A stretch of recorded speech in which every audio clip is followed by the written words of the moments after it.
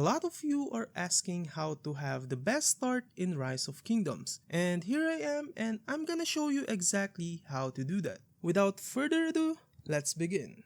First is, if you have an account that you haven't logged in on for the past 30 days, you will get an event called the New Journey event, and this will give you an additional reward when creating a new account. It's not much, but it's something, right? That's still 500 gems, some resources, golden key, and a teleport. So getting it will be quite helpful for us to get a head start. Now, what I want you to do here is press go and make your character in the kingdom. For this example, I will make an account in 3909, but for a restart account, make sure that you will make it in Kingdom 3912. So make sure to don't forget that one. Now we are here in selecting your starting civilization, and I want all of you to choose China. No other civilization like Greece, Japan, Egypt, or anything. Only China, okay? Because China is the best starting civilization in Rise of Kingdoms with the civilization buff of 5% increase in both building speed and in action point recovery. The amount of speed ups that we will save for having the 5% building speed is days. Days of speed ups. And if I'm not mistaken, you can save more than 3 days of speed ups just upgrading to City Hall level 17. And of course it will be more if you upgrade your buildings further. So make sure you don't select other else here. Never choose a starting civilization based on the commander that you want. In this case, it just happened that China comes with the best epic commander in the game, Sun Tzu. But if it's different commander, I will still choose China because of the 5% building bonus. So we are gonna skip this cutscene and tutorial. And we are here. Before you do anything, I want all of you to go to settings and enable the quick help and gem use confirmation if it's in case that it is not enabled in your game yet. You will thank me later for these options as this might save your gems in the future. I don't want to hear any one of you using gems on buildings or anything, as I have already told you to enable the gem use confirmation. Now that we have enabled those options, finally we can now play the game.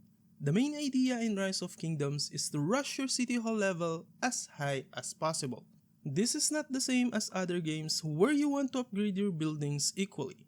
In Rise of Kingdoms, focusing on upgrading the City Hall level is your main priority. You can use your speed ups here, by the way, and what we want is to get to City Hall level 4 as soon as possible. Why? Level 4 is where we will unlock the Alliance feature of the game. Well, if you don't like to spend your speed ups here, you can wait it out for a few minutes. But for me, I will rush the level 4 here. Now that our City Hall is at level 4, I want you to join an alliance. If you are making an account with me in 3912, make sure to join our alliance there. I will announce the name in our Discord, so make sure to join. Now that we are in an alliance, we will now be able to get some help. And what I want you to do here is to wait to get the maximum helps before you use your speed ups. Why? Because every help from your alliance member reduces the time of upgrading our building. And if you will not wait for it, you will waste a bunch of your speed ups. So make sure to wait for helps first. Next, what we want to do is put every building in our city, and after that, just focus on upgrading your City Hall.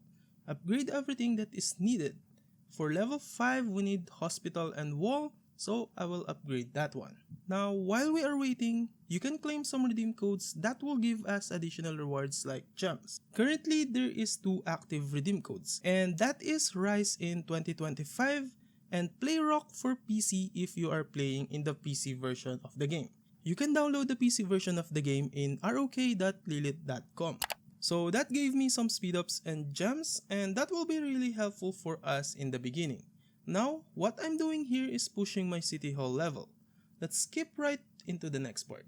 So here we are, and what I'm doing here is exploring. Now, I want all of you to fully explore the fog, including the tribal villages and caves in the map. Don't worry because there is now a new update called the Auto Explorer. For now, it's only 30 minutes, but as I upgrade my scout camp, it will be increased to 2 hours. You can also collect tribal villages easily now by talking to the old man outside your city. So everything is really easy now, except for the caves, I guess. You still have to manually investigate the caves to get the rewards. Maybe in the future they will add auto cave exploration, right? So why do I want you to explore the map? Well, let me show you this video of mine where I opened the cave rewards from exploring.